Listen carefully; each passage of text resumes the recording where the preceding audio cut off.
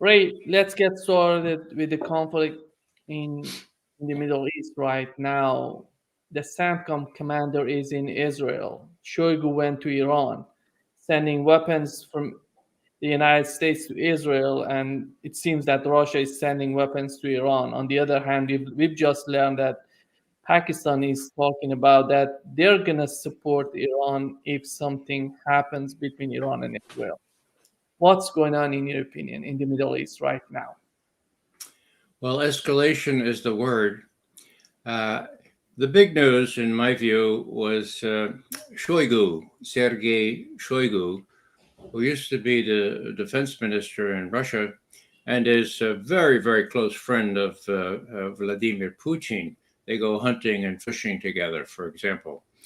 Now, Shoigu left the defense ministry and became secretary of the National Security Council in Russia.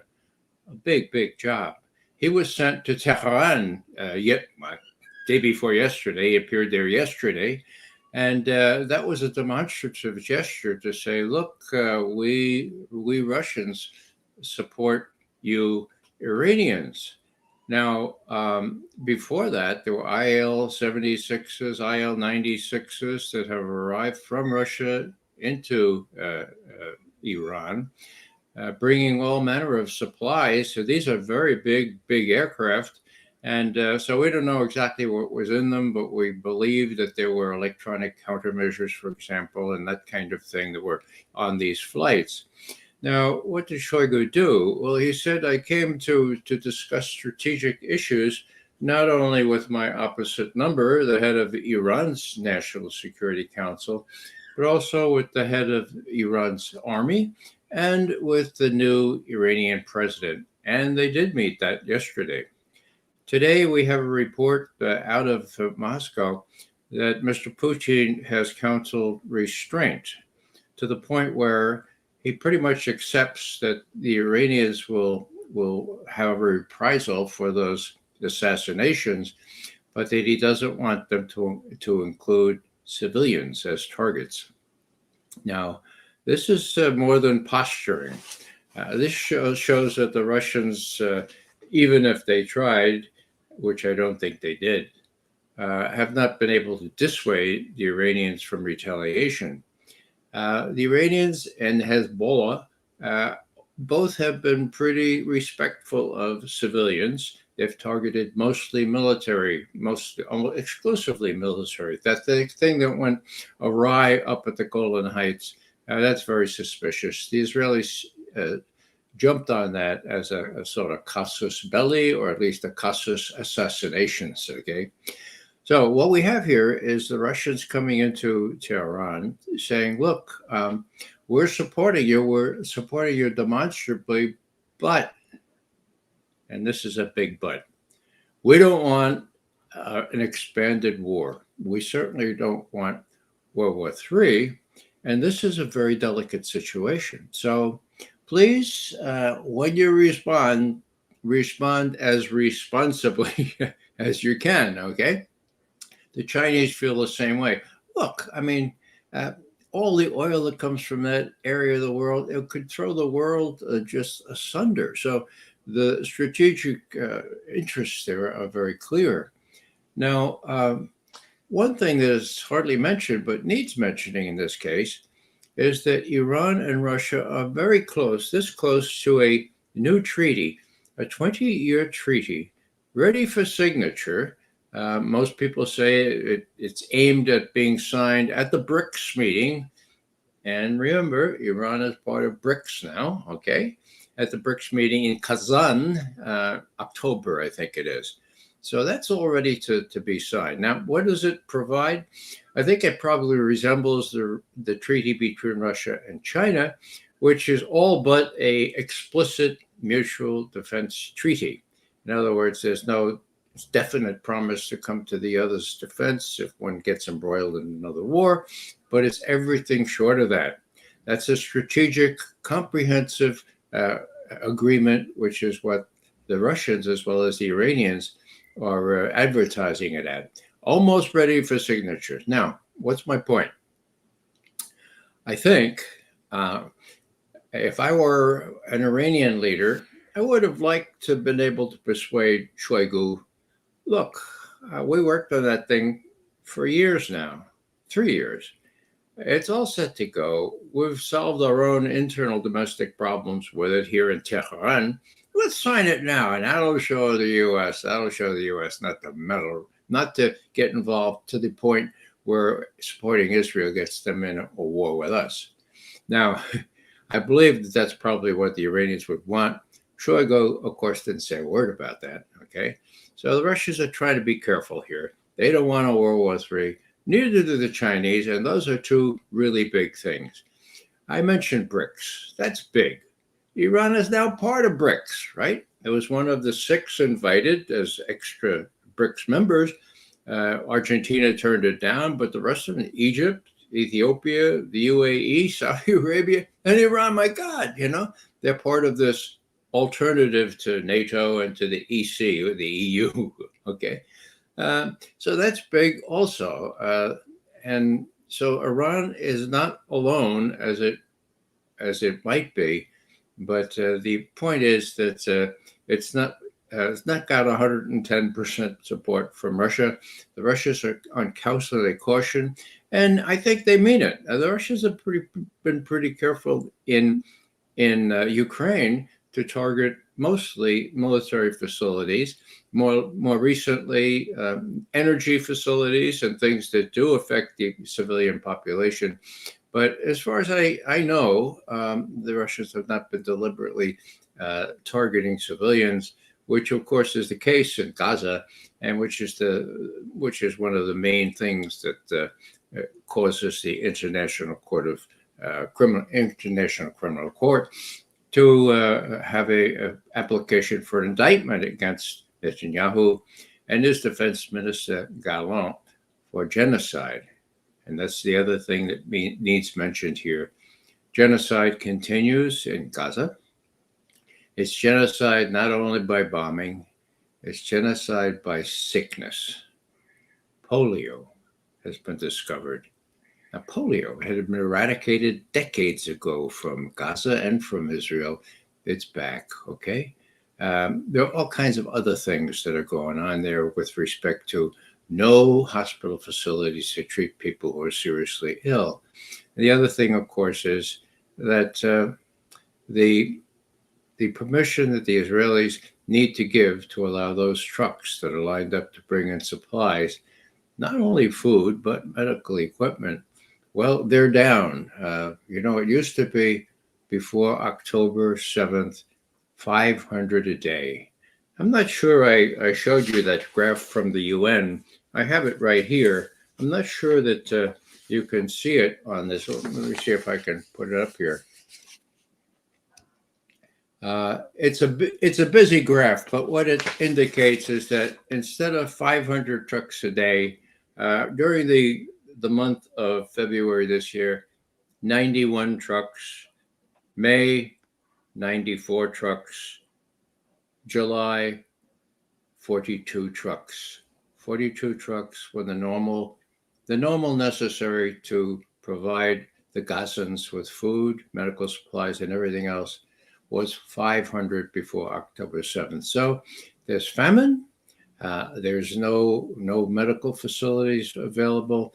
And the British Lancet magazine, which is widely respected, speculates that, they say, don't be deceived by these figures of 40,000 Palestinians being killed in Gaza. Those are figures that come from people who escaped the rubble but died anyway. Okay, they have their names. They counted them up. It's 40,000. Okay, that's just a fraction of what has suffered here. People under the rubble, other people who have died unaccounted for. The Lancet says our figure is 186,000. Okay, last note here. The Lancet, as usual, revealed its methodology as to how it comes up with this.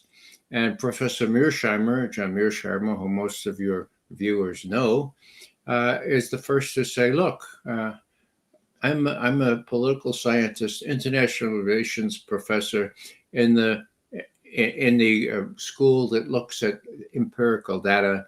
And my view is that the Lancet figures are conservative. I put the number of Palestinians already killed in Gaza at either 200,000, could be as many as 250,000. So that goes on apace. Last thing I'll mention, of course, is what is the U.S. doing here? Well, the U.S. is in disarray. Even their establishment periodicals like Foreign Policy Today said, wow, we don't know if we have enough troops and enough equipment and enough wherewithal to get involved in a three-front war, much less than a two-front war. And we're really stretched thin. This is getting out of hand. Ukraine, Middle East, Far East, So even Foreign Policy, even the establishment journal is saying, wow, we're overextended. I think that's the word they used in the headline. And we better pull our horns in and figure out what's the best way to prevent ourselves from being knocked around, because we are overextended. Ray, do we know if the Biden administration knew about the assassination beforehand, before Israel doing this? I don't know, of course. Well, let me put it this way. There are people that say, yeah, some of the people in the bowels of the CIA or the State Department know about it. Whether they told the president, President Biden, or not, it's not known. I don't think it matters. What matters is that Iran, Hezbollah, and Hamas think that the U.S. knew about it. They have every reason to believe or suspect that, of course, and that's what's driving them. In other words, this time it's not only Israel, it's the U.S. Partially responsible for this scheme of assassinations and worse. Worse. What do I mean by worse? I mean plague. I mean famine. I mean the genocide that's going on in Gaza. So, yeah, they consider the U.S. to be co-responsible. Now, my guess is that when Shoigu was talking to the Iranians, and he talks with the authority of Vladimir Putin himself, he urged sort of some caution. He said, "Look, we know that you're gonna retort from these assassinations. We're not trying to advise you not to do that, but be careful because the U.S. is overcommitted. That God knows what they're going to do. These people are not predictable. So whatever you do, we'll back you, but not if you do something so provocative that you get the U.S. in. So be aware." So I see it was a really kind of a combined counsel that Shoigu did. The takeaway, in my view, is the demonstrative act where a country at war, for all intents and purposes, is visited by another country at that time and given assurances of solidarity, of backing, together with, I dare say, as I said before, some counsels of caution.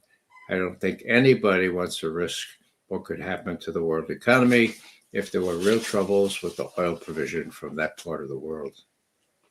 Hey, my question is this, that if Israel is doing whatever it wants in the Middle East without saying anything to the United States, right now they assassinated the political leader of Hamas, and which we're supposed to negotiate with. And how about, because what would be the limit for the United States for Israel? When they can say to Netanyahu, this is the limit. Yesterday, Anthony Blinken was talking about a solution in Gaza. Maybe two-state solution is in his mind. But how capable is the United States to go after such a solution? 0% capable. What Netanyahu did when he came to Congress and was awarded that great reception, 58 standing ovations. That was designed to show everyone that he was king. He would visit what he considers to be the incoming President Trump down in Florida on his way home. And when he got home, he said, well, look, the Americans are easily persuaded to support us. Netanyahu has said that since 2001, we have him on tape saying that. He said at an unguarded moment when he thought the tape recorder was off or the video machine, and we have that. He said, the Americans can be persuaded in any case to do what we want. It's, 80, get this, says Netanyahu, 80% of the Americans can be counted on to support us. That's absurd, end quote. Well, it was absurd in 2001.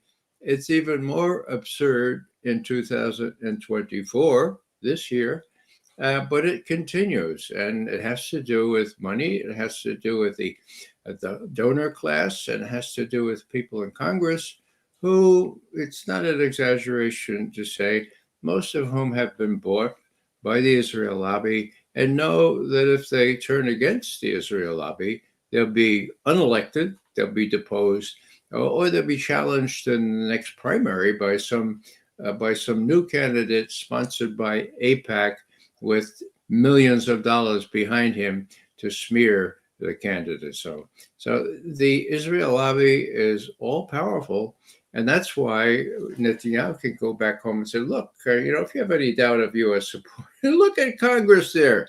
What about Biden?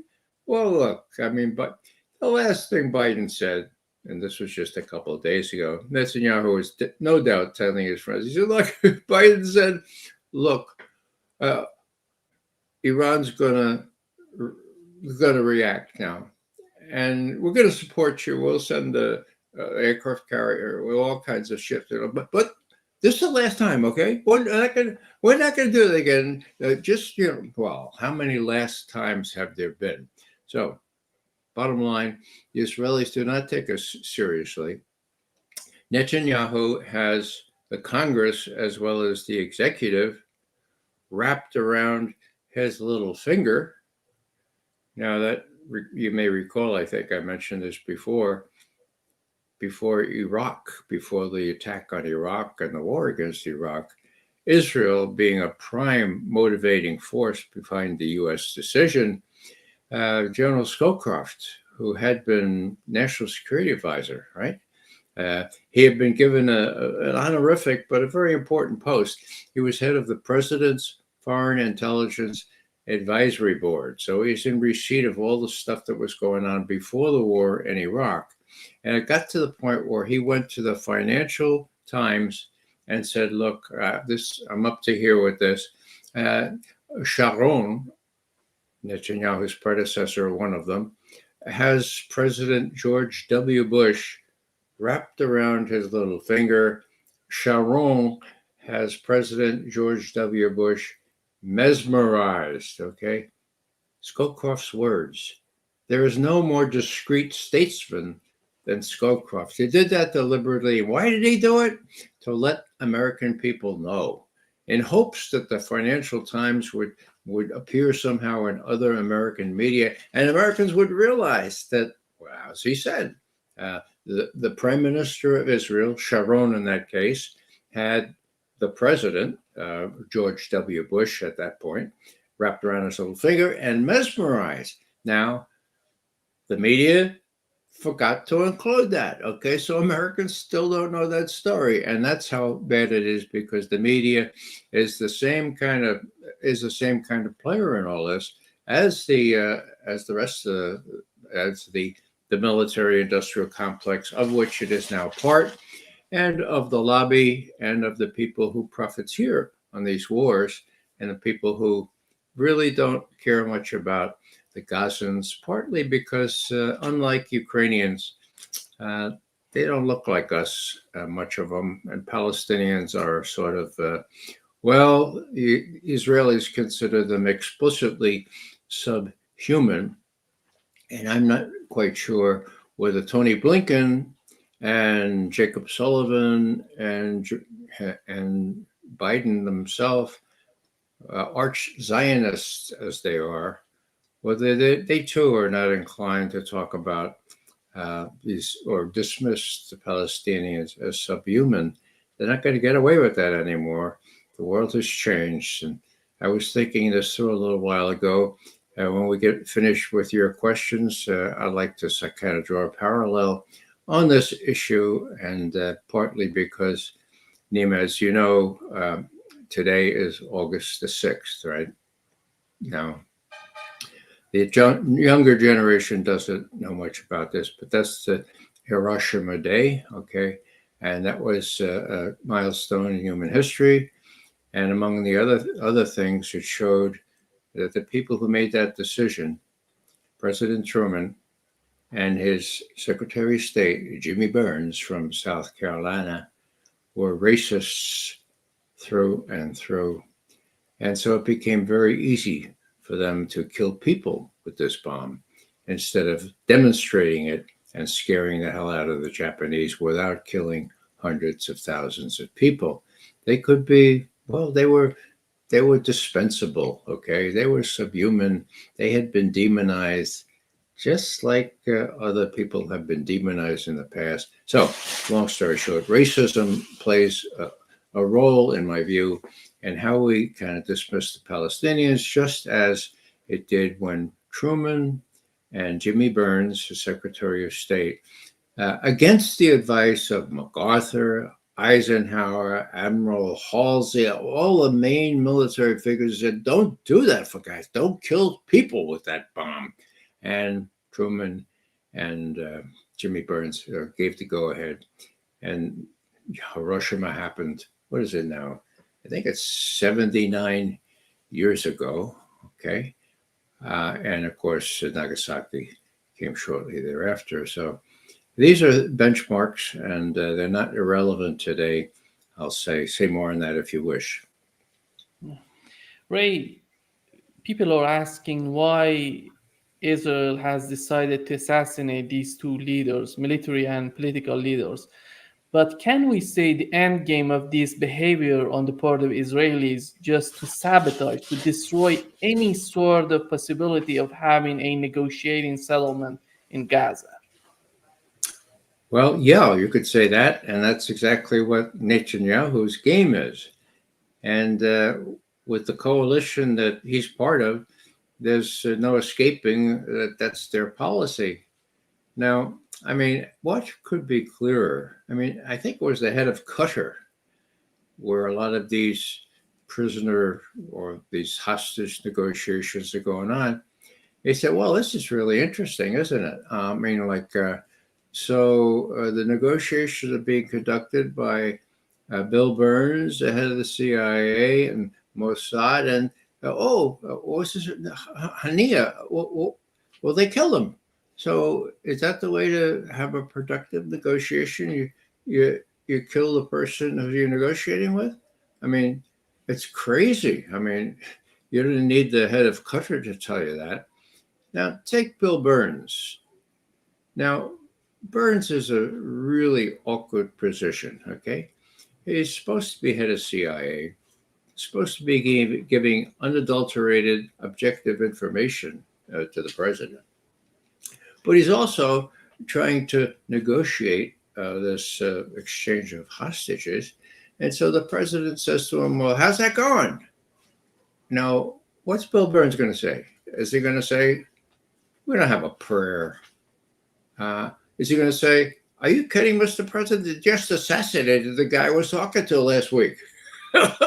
No, he's going to say, we're trying, Mr. President. We're going to get it. I mean, you can't have somebody have an objective stance on things who is involved operationally, as Bill Burns is in this case, and policy-wise, as he is, because Biden, in his wisdom, made him a member of the cabinet. In other words, the policy-making arm of our foreign policy government. Now, what does that mean?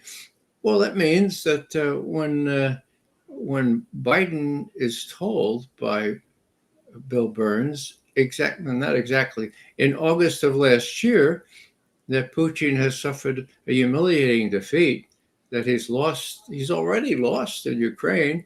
And Biden is prompted to say that openly in a major speech in Helsinki. I think it was the 8th of July. Okay. Well, he said that because Bill Burns told him to say that. Okay. Now, what's he going to say now?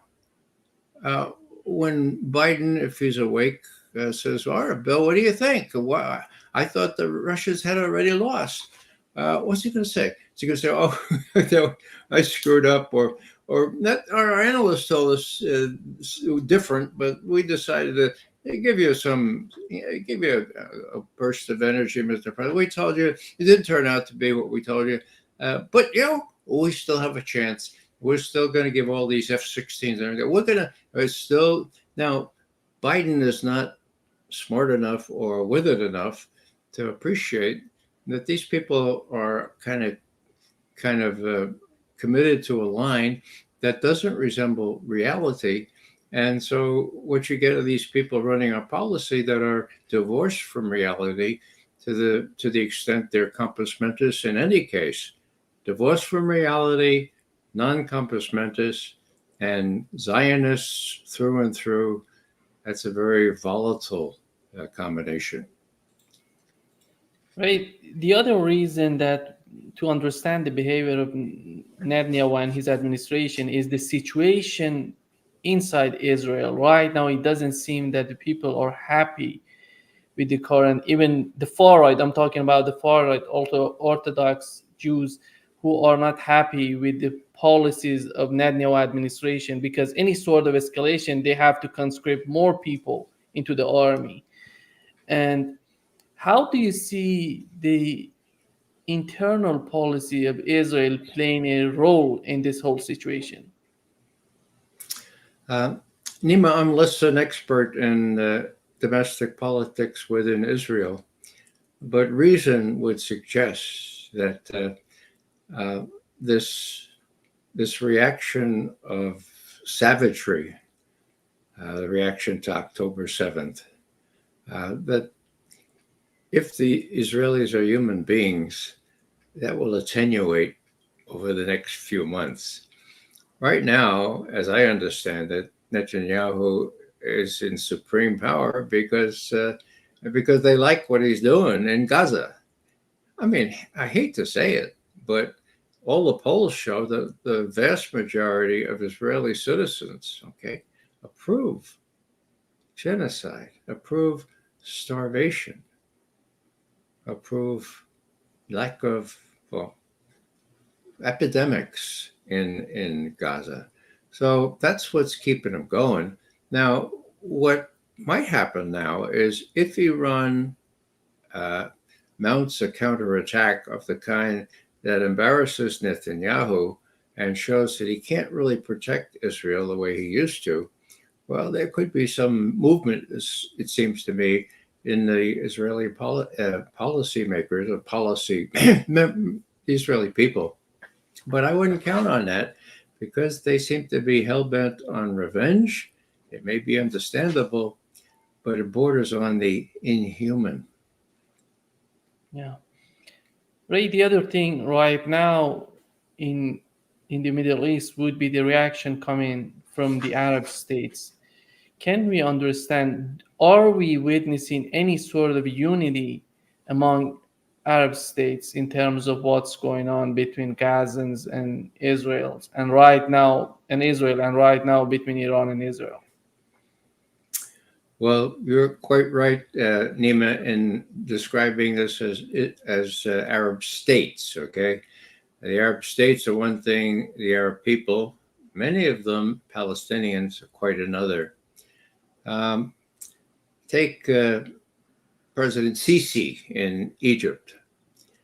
He is in so much need of U.S. economic support, the IMF, and everything else that he feels his hands are tied. He can't do a heck of a lot. What he can do is stand up to the most egregious proposals, which you may recall Tony Blinken made right after October 7th when he visited Egypt. He said, here's the plan. we're going to drive those Palestinians, he called them, of course, Hamas terrorists. We're going to drive all those Gazan Palestinians into the Sinai. We got lots of tents. We'll figure it all out. We'll pay for it, but that's okay, right? And so he reamed them out and was clear, right? He said, what? We're not going to accept that, okay? Now, that shows the sort of mindset on the part of Blinken, coming from the privileged position, his white supremacist position. He thought he could sell that to Sisi. I mean, that's not really smart. So Sisi is willing to stand up to a point, but he needs the U.S. so much. Now, how about Turkey? Turkey, has got great rhetoric. Erdogan is a real fierce orator. He even hinted that the Turkish troops could enter the fray, right? That was a very indirect hint. It's not going to happen unless, and I always say unless, if this thing burgeons out where Hezbollah and where the reaction from Iran and Hezbollah and Hamas creates such a situation within and a counter reaction from Israel, I think that Erdogan may be forced to come in and just to save face, for God's sake.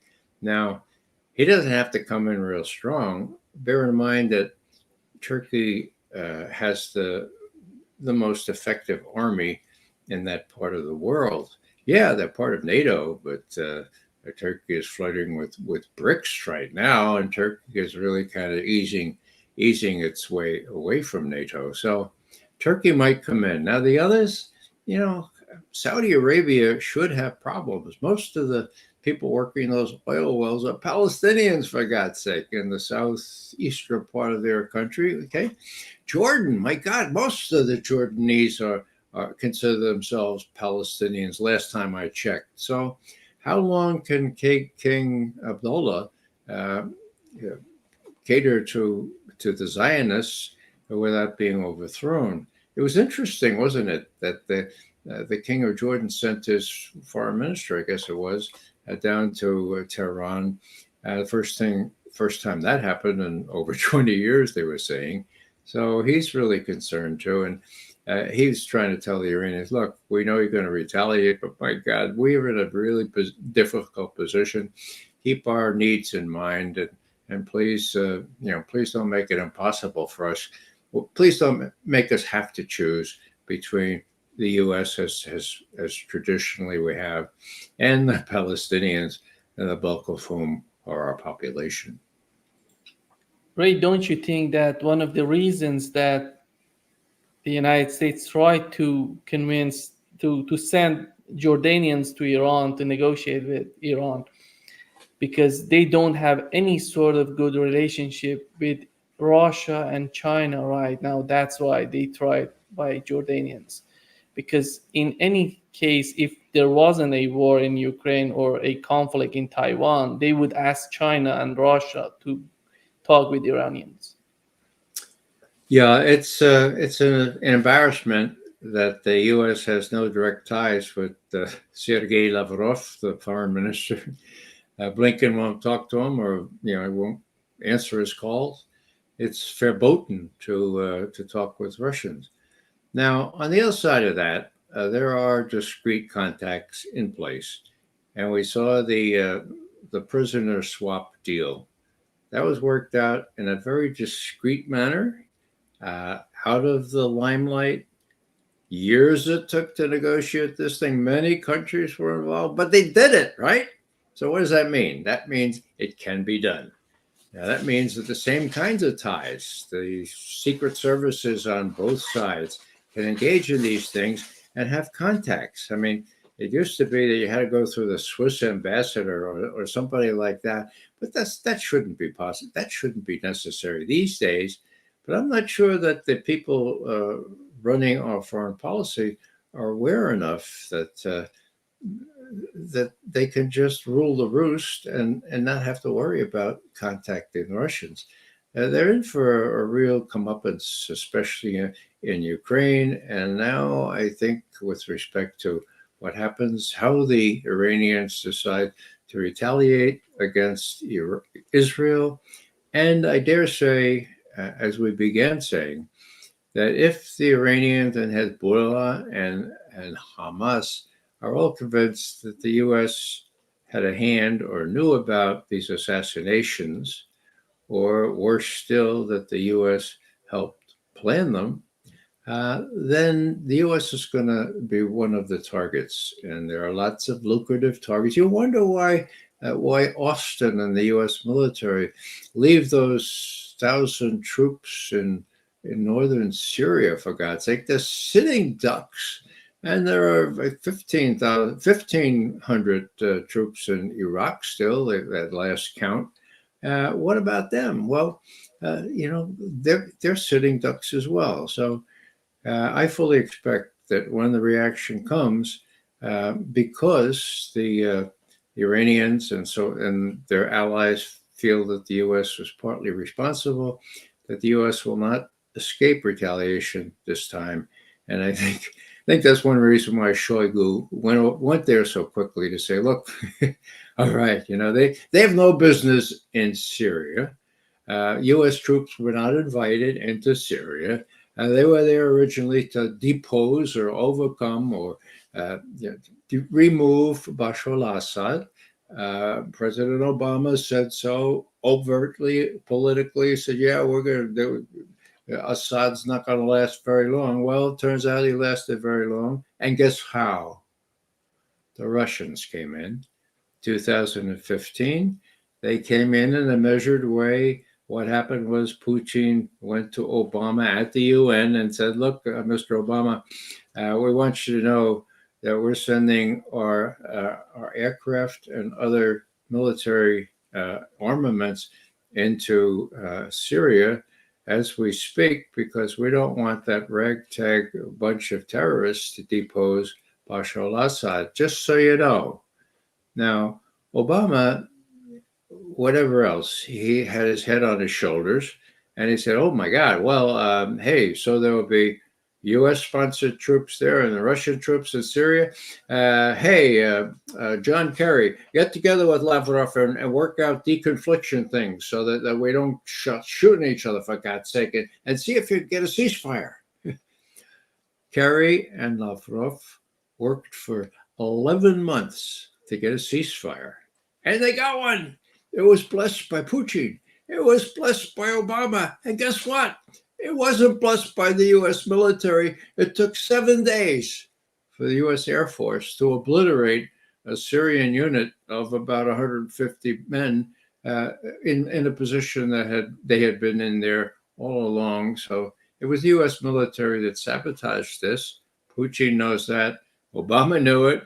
And Kerry knew it. And Kerry said so, for God's sake. He said so. He said, not everybody agreed with this agreement. Now, I mean, these are not idle things I bring in here.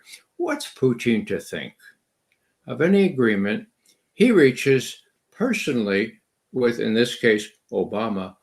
Both of them at the highest level agreed on this ceasefire, and the U.S. Air Force vitiated because they didn't like it, okay? So what's he going to think about any U.S. guarantee? Well, what he's going to think, Nima, is doverai no proverai. Trust but verify, okay? And that can work. I mean, a version of that worked with respect to the prisoner exchange. I mean, it worked because there was a modicum of trust that they negotiated sub rosa, and it could be done. So just as those arms control treaties were able to be put into effect because we could persuade, on our side, and I was personally involved in this, we could tell Kissinger and Nixon, look, we think the Russians are just as likely to violate this treaty as not. And Kissinger would say, well, how soon could you tell us if they violate it? And we say, well, we had to consult with the technical people that ran the satellites and all that stuff. They told us, about 7 to 10 days. And so Kissinger said, 7, that's good enough. All right, we'll go ahead. We'll doverai, no proverai, we'll trust but verify. Now, did the Russians cheat? Yeah.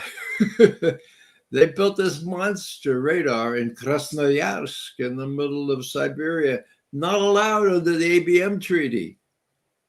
We imaged it. We brought it to Reagan and we said, look, the Russians cheated. Reagan called the Russian leaders and said, look, you cheated here. I'm sending my people over to show you the photos of how you cheated. And the Russians said, no, we didn't cheat. No. But then Gorbachev came in and said, okay, we cheated. And they pulled the damn thing down, okay? So trust but verify works.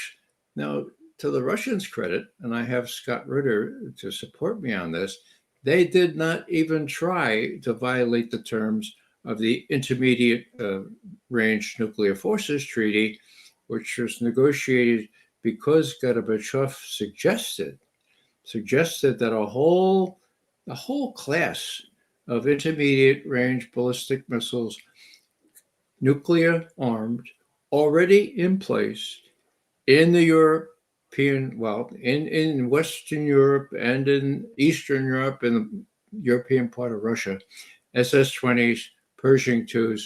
Gorbachev says, look, President Reagan, let's get rid of those. They don't do us any good. We already have these intercontinental ballistic missiles. We have 25, 30, 35 minutes warning time there.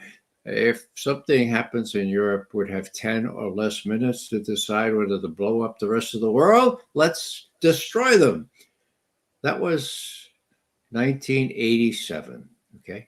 Now, when I heard destroying a whole class of nuclear missiles in place, that's not going to happen. It happened. Why? Because the inspection regime was so rigid, was so strict, enforced by people like Scott Ritter, who spent 2 years at this god-awful place in northern Siberia. Votkinsk was the name of the place, right? So it works, but it doesn't work unless you have a modicum of trust. And you don't have to blindly trust. You can verify. You can verify agreements made with respect to the swap of prisoners. You can verify other agreements. So what I'm saying here is that it is possible to deal with these people, but not if you think that you're king of the world and that you are exceptional and even indispensable. And I want to get this in because of what today is. You know that President Biden keeps referring to Madeleine Albright, who was the Secretary of State under Clinton and also U.S. representative at the UN. What she talked about was that the U.S. was the indispensable country in the world, and therefore, by extension, if 500,000, mind you, Israeli children under the age of 5 would die because of U.S. imposed sanctions, well, that was, in her words, worth it. Now, I thought that most people had discredited Madeleine Albright and this concept of unipolar exceptionalism or indispensability, but not Joe Biden. He has quoted her in several major speeches. I thought that maybe he didn't really believe this, but I know that in private dining room conversations, he said, Madeleine Albright had that right. We are the indispensable country of the world. Why do I say that? I say that because today, the day we bombed Hiroshima, we were the indispensable country in the world. We had just on the verge of winning the war in the Pacific. We had already won in Europe. We protected by 2 great oceans, except for the attack on Hawaii. We had escaped. Now we had 420 or so thousand U.S. casualties, almost all of them, of course, armed forces. So 420,000. The Russians had, guess how many? I think 27 million with an M. That's just part soldiers. That's the rest of the population as well, 27,000. So what I'm saying here is at the end of the war, Russia was on its back. It had been largely destroyed. Germany the same way. The U.S. had escaped all this, very few personal casualties, no damage, okay? So we're king of the world. So what happened? Well, to our credit, we helped set up the UN, the International Criminal Court, the International Court of Justice, both of which now are in the news. But we also had this high-minded idea that we were exceptional and that what our divine right was to lead the rest of the world. Now, George Kennan in 1947 had written this wonderful telegram from Moscow. He was ambassador there.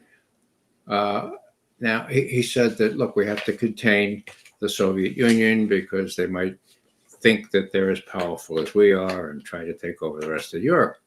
Now, after the war, the National Security Council was set up. Also, after the war, the State Department carved out a unit that they call the Policy Planning Staff. Now, who is that? That was George Kennan, okay? Who wrote the first document from the policy planning staff? 47, 48, I think it was 47, George Kennan. What did it say? It speaks volumes. I'm just going to read a couple of sentences from it, if that's okay. We, the United States, have about 50% of the world's wealth, but we're only about 6.3% of the world's population. And so in this kind of context, we cannot fail to be the object of envy and resentment. So our real task in the coming period is to devise a pattern of relationships that will ensure that we can keep this disparity. In other words, 6% of the population, 50% of the wealth, okay? To do so, we have to dispense with all sentimentality, all daydreaming, and our attention has to be concentrated on achieving our own national objectives. Can't talk, he said, we shall cease to talk about vague and unreal objectives such as human rights, the raising of living standards, and democratization, period. The day is not far off, says Kennan, when we're going to have to deal with this in straight power concepts, period, end quote. The first policy paper. Okay. Now, you can understand, given how the U.S. emerged from World War II and everybody else emerged you can understand that approach would be a logical one for people who didn't have much sense of fairness or so much sense of sharing things, okay? But that was the policy. Now, what is the next benchmark? I made a couple of notes here. The next benchmark is right after we prevailed in the war against Iraq, the first one, Desert Storm. Okay, that was early 1991. A paper was written in the Pentagon. Paul Wolfowitz is credited, if that's the right word, for having authored it. And it said pretty much, look, we're in such a position of strength now that our role will be to prevent any peer competitor from coming anywhere near the strength that we can exert. And that's our policy. We can do it. And we could do it in a very, very powerful way. Now, at that same time, and people don't know this very much, but General Wesley Clark, who was in with these people at the time, he visited Wolfowitz in the Pentagon right after the big victory against Saddam Hussein's forces in early 1991. And he said, Paul, way to go. Terrific war you got there. Tell me, what's the main lesson that you drew from this war? And Wolfowitz said, according to Clark, big lesson is that we can do these things and the Russians can't stop us. Then he added, now, Wesley, this is temporary. The world is such that there will come a day when the Russians can stop us. And so we have to be prepared for this. But while we've got to make hay while the sun shines, right? We're going to do everything we can to maintain this position, as Kennan said, of superiority, of domination over as much as we can. Now, so that was 1992. Uh, what happened next? Well, actually, let me 2013. What happened in 2013? Well, people told Obama that he had to go to war against Syria overtly, not just covert action, overtly, because of a false flag attack where the Syrian army was being accused of using sarin nerve gas against people in Syria. It was made up. We knew it from the start, and we warned. To our credit, we warned not only the head General Dempsey, who was the commander of chief of staff, Joint Chiefs of Staff chair, but we warned the president as well.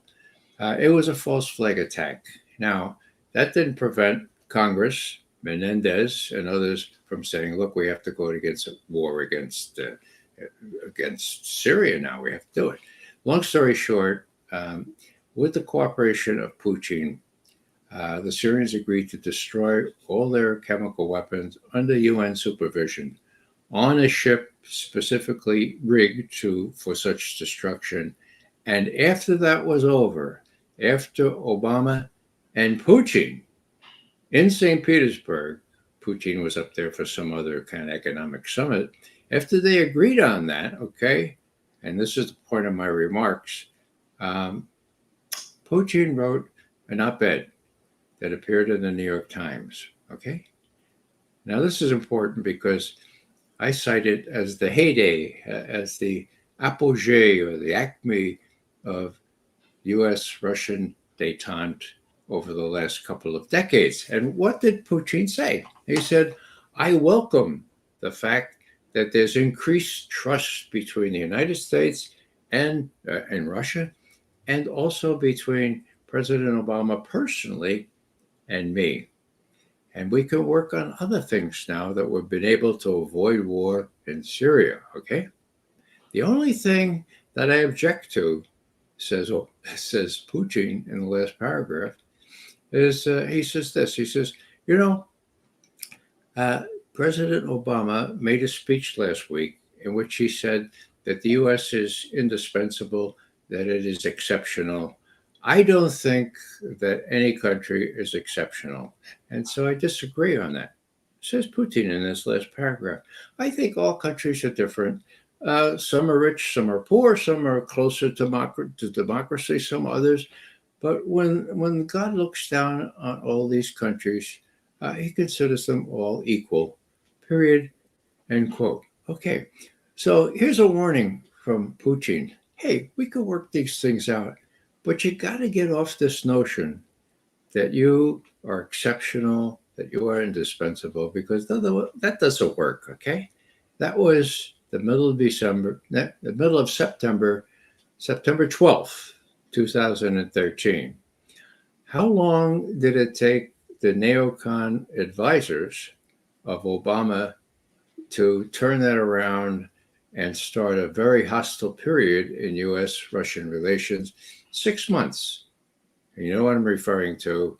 The coup d'etat in Kiev, where the relatively Russia-friendly regime was deposed, freely elected, of course, deposed, and a coup regime was put in, and Ukraine was said, "Yeah, we want to NATO." So this was a glimmer of hope in late 2013, just dashed on February 22nd, 2014, when we overthrew that government in a coup in Kiev. So where are we now? Well, the Russians decided that they wouldn't tolerate yet another NATO country on their immediate borders. And we know what happened with the special military operation. But did President Biden and his courtier, his people, his advisors, learn anything from it? No. Here's Biden just maybe 6 months ago on one of those major TV, CBS's, whatever it is, okay? Now he's saying, look, we're very, very strong. And the interviewer says, now, President Biden, it looks like you might get involved in a two-front war. Uh, are you prepared for that? And then Biden said, I think I said this before, but it's classic. He says, look, we're the United States of America, the most powerful country in the history of the world. In the history of the world. Come on. Well, Biden didn't get it, okay? And neither did his advisors. And that's where we are now. And the Russians and the Chinese decided, well, they get this with respect to Biden. We better get together, get BRICS together, get the Shanghai Cooperation Organization together, and create a counterweight. Now, one of the figures with respect to BRICS is that about 44% of the oil that's in trade in the world is dominated by the BRICS countries. That's big. So whereas we were the indispensable, exceptional country of the world, that ain't the case anymore. The Russians stopped us in Syria. They stopped us in Ukraine. And I dare say they're going to help the Iranians stop our proxy, Israel, or maybe we're Israel's proxy, from gaining in the Middle East. Now, the worst, of course, that could happen, of course, is that the nuclear weapons would be used, and this is neither to be not to be dismissed either in the Ukrainian context or in the Middle East context. Cy Hirsch reminds us that he wrote a book about the Samson option, that the Israelis have nuclear weapons. Would they use them in extremis? My God. The very question raises hair on the back of my neck here. Who's to say they wouldn't use them in extremis? And that's one reason why I think the Russians and probably the Chinese are counseling caution with respect to what Iran does now. They'll do what they want, but if they listen to the Russians and the Chinese, they'll be careful enough not to completely destroy Israel and give Netanyahu and his compatriots a choice between humiliating retreat and using these nuclear weapons. And you know what I'm referring to. That goes back to John Kennedy, when in his wonderful speech after the Cuban Missile Crisis, he appealed to Khrushchev to let's get together here. The most important thing for us to avoid, according to John Kennedy in that speech, was giving another nuclear power a choice between humiliating defeat, or actually the word was retreat, between humiliating retreat and using nuclear weapons. What was the context? Just 6 months before, the Soviets were faced with that. And they took the humiliating retreat option when they withdrew those missiles from Cuba. Yeah, there were dealings there. We also withdrew missiles from Turkey, but they chose to have a humiliating retreat rather than use nuclear weapons. What would happen this time if Israel, a nuclear power, were faced with that kind of existential threat? My God, as I say, I hate to even mention it, but it's real enough. Cy Hirsch has written a book about it. We ought to read the book and be appropriately worried that our policymakers would not be smart enough to avoid that kind of thing. Ray, just to wrap up this session, whenever we look at Europe today, it's so disappointing that they don't have any sort of major role in Ukraine and right now in Israel in the conflict in the Middle East. It's unbelievable. In my opinion, Europe has to be a powerhouse, not dependent on any of these countries, the United States, China, Russia. But right now, it doesn't seem that, even considering the latest political changes in Europe, we don't see anything coming out of Europe. Nima, you're quite right.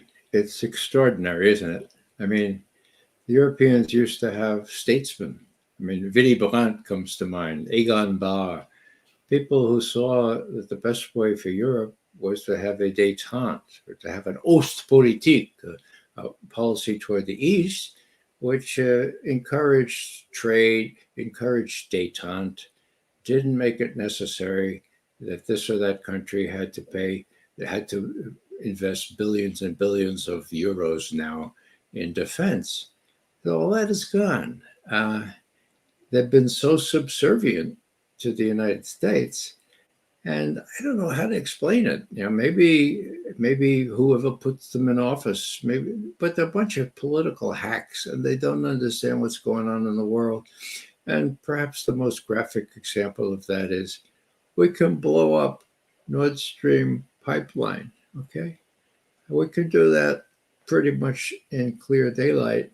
And instead of complaining, the Russians will say, well, I mean, the Germans will say, oh my God, oh, look what happened. Oh, well, yeah, we'll buy fuel from you at 2, 3, 4 times the price. But gosh, this is awful. I wonder who did this. I wonder who did. Oh, maybe it was some rogue group in Ukraine, you know. I mean, so they're not even able to stand up to the U.S.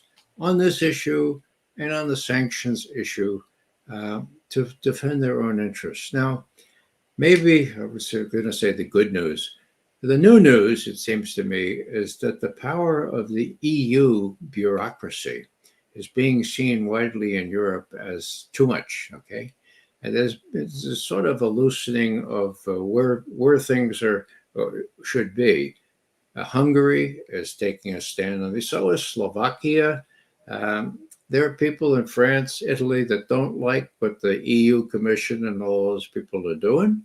Okay, sanctions, for example. They bowed to the U.S. on sanctions. What about, you used to sell apples, right? You used to sell apples to Russia. You're in Hungary or you're in Italy. You can't do that anymore. These things hurt, and that's just a microcosm of what happens. But why are the sanctions? They haven't worked. Why are they still in place? Well, the Europeans are too docile. Now, I know a little bit about the Germans, having lived there for 5 years. I know a lot about World War II because I was alive during then too. Very small, very little, but I remember the immediate aftermath. And I thought the Germans would grow up after a while. Such a talented, such a glorious history that they have before what happened the last couple of decades. But they haven't. And this goes back to when Hitler came on the scene. There were enough good Germans. Hitler did not have a majority in the parliament, for God's sake. The Social Democrats and the Centrum Party, they all just caved, okay? Without a fight, for God's sake. And that's documented, that's history, okay? So why do these people cave when people like Willy Brandt and Gerhard Schröder didn't cave? I don't know. It must have to do with money, must have to do with power. And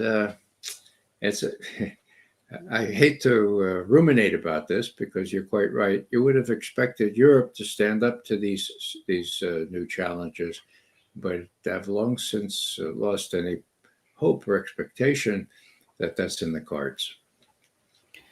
Thank you so much, Ray, for being with us today. Great pleasure. You're most welcome, Nima. See you soon, Ray. Bye-bye. Okay.